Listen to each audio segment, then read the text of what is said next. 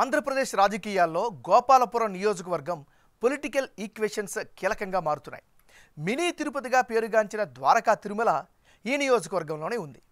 దేవరపల్లి మండలంలో క్వారీలు, crushing యూనిట్లతో economic activity నడుస్తుంటుంది. ఇది SC reserved segment.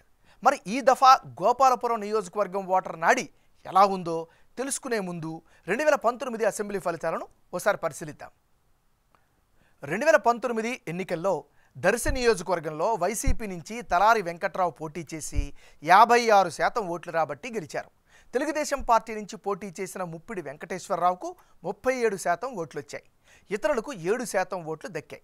2014లో ఓడిన సానుభూతి 2019లో తలారి వెంకట్రావుకు పనిచేసింది. రాష్ట్ర వ్యాప్తంగా జగన్ వేవ్ కూడా చాలా బాగా ఉపయోగపడింది. దీంతో టీడీపీకి ఓటమి తప్పలేదు. మరి ఈసారి ఎన్నికల్లో గోపాలపురం సెగ్మెంట్లో రాజకీయం ఎలా ఉండబోతోందో Big TV exclusive detailed election సర్వేలో వెల్లడైనటువంటి అభిప్రాయాలను ఇప్పుడు పరిశీలిద్దాం. వైఎస్ఆర్ కాంగ్రెస్ పార్టీకి చెందినటువంటి నాయకురాలు తానేటి వనిత. మరి తానేటి వనితకు రానున్న ఎన్నికల్లో అనుకూలమైనటువంటి అంశాలు ఏమిటి పరిశీలిస్తే, హోంమంత్రిగా జనంలో మంచి ఇమేజ్ అయితే ఆమె సంపాదించుకోగలిగారు. ఇక గోపాలపురంలో స్కూల్స్ డెవలప్మెంట్ అవ్వడం ఆమెకు ప్రధానమైనటువంటి మరో అనుకూలమైనటువంటి ఫ్యాక్టర్గా చెప్పుకోవచ్చు. నల్లజర్లలో జూనియర్ కాలేజీని కూడా ఏర్పాటు చేయడం కూడా ఆమెకు మరో ప్లస్ పాయింట్గా చెప్పుకోవచ్చు. గతంలో గోపాలపురం ఎమ్మెల్యేగా గెలవడం ప్రధానమైనటువంటి పొలిటికల్ అడ్వాంటేజ్గా చెప్పుకోవచ్చు. ఇక ప్రచారపరంగా చూస్తే గోపాలపురంలో యాక్టివ్గా ప్రచారాలను అయితే కొనసాగిస్తున్నారు.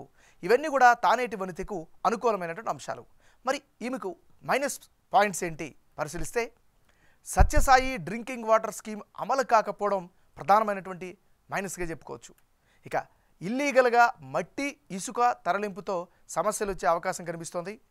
ఇక అధ్వానంగా దూబచెర్ల ద్వారకా తిరుమల రోడ్డు అయితే దర్శనమిస్తుంది. దీని పట్ల స్థానికంగా విపరీతమైనటువంటి వ్యతిరేకత కనిపిస్తుంది. ఇక అన్ని మండలాల్లో బీటీ రోడ్లు పూర్తి స్థాయి అధ్వానంగా మారయ్యాయి. రేపొద్దునేవి ప్రశ్నలు లేవనెత్తే అవకాశం కనిపిస్తుంది. ఇక సిట్టింగ్ ఎమ్మెల్యే తలారి అనుచరులు ఎంతవరకు సహకరిస్తారు అనేటటువంటి అనుమానం కూడా ఈమె పట్ల వ్యక్తమవుతుంది. ఇది ఈమెకు సంబంధించినటువంటి ప్లస్లు, మైనస్లు. తెలుగుదేశం పార్టీకి చెందినటువంటి నాయకుడు మద్దిపాటి వెంకటరాజు. మరి మద్దిపాటి వెంకటరాజుకు రానున్న ఎన్నికల్లో కలిసి వచ్చేటువంటి అంశాలు ఏమిటి పరిశీలిస్తే, జనంలో ఇప్పుడిప్పుడే బాగా ఇమేజ్ని అయితే పెంచుకుంటున్నారు, ప్రజల్లో తిరుగుతున్నారు. ఇది ఖచ్చితంగా అడ్వాంటేజ్ అయ్యే ఫ్యాక్టర్. ఇక నియోజకవర్గంలో యాక్టివ్గా ఉంటున్నారు, అందరికీ అందుబాటులో ఉంటున్నారు అనే ఒక అభిప్రాయం కూడా ఈయన పట్ల కనిపిస్తుంది. ముఖ్యంగా తెలుగుదేశం పార్టీ కార్యక్రమాలను చేస్తున్నారు. పార్టీ చేసినటువంటి పిలిపించినటువంటి ప్రతి కార్యక్రమాన్ని ప్రతిష్టాత్మకంగా నిర్వహిస్తున్నారు. ఇది పార్టీ పరంగా కలిసి వచ్చేటువంటి అంశం. ఇక టీడీపీ జనసేన పొత్తు అదనపు ప్లస్ పాయింట్గా చెప్పుకోవచ్చు.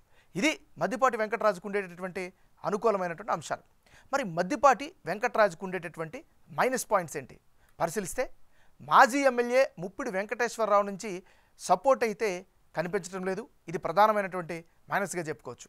ఇక ప్రత్యర్థ పార్టీ అభ్యర్థితో పోలిస్తే అంత బలంగా లేరు అనేటటువంటి అభిప్రాయం కూడా నియోజకవర్గంలో వినిపిస్తోంది. ఇది ఈయనకి సంబంధించినటువంటి ప్లస్లు, మైనస్లు. రానున్న ఎన్నికల్లో గోపాలపురం నియోజకవర్గంలో ఎవరెవరు బరిలో ఉంటే ఫలితాలు ఏ విధంగా వచ్చే అవకాశం ఉందో పరిశీలిద్దాం. ముందుగా తానేటి వనిత వర్సెస్ మద్దిపాటి వెంకటరాజు. అంటే ఇప్పటికిప్పుడు ఎన్నికలు జరిగితే గోపాలపురంలో టఫ్ ఫైట్ అయితే కనిపిస్తోంది.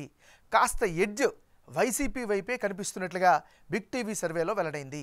వైసీపీ అభ్యర్థిగా బరిలోకి దిగే తానేటి వనితకు 49% ఓట్లు, తెలుగుదేశం పార్టీకి 47% ఓట్లు, ఇతరులకు 8% ఓట్లు వచ్చే ఛాన్సెస్ ఉన్నాయి. మొత్తంగా గోపాలపురంలో స్వింగ్ ఓటర్లు కీలకం కాబోతున్నారు. వైసీపీ ఓటు షేరుకు కారణం తానేటి వనిత పర్సనల్ ఇమేజు, అలాగే వైసీపీ ప్రభుత్వం అమలు చేస్తున్న సంక్షేమ పథకాలతో లబ్ధి పొందుతున్నవారు. అదే సమయంలో గోపాలపురం సెగ్మెంట్ అనుకున్నంతగా డెవలప్ కాకపోవడం, ఇల్లీగల్ యాక్టివిటీస్తో అధికార పార్టీ నేతలున్నారు అన్న ఆరోపణలు మైనస్ పాయింట్స్గా మారుతున్నాయి.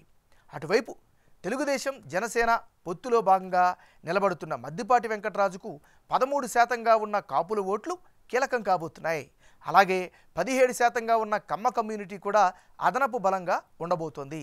ఫైనల్గా తటస్థ ఓటర్లు, స్వింగ్ ఓటర్లు గోపాలపురంలో టీడీపీ, వైసీపీ అభ్యర్థుల గెలుపు ఓటముల్లో కీలకం కాబోతున్నారు అన్నది సర్వే రిపోర్ట్ సారాంశం.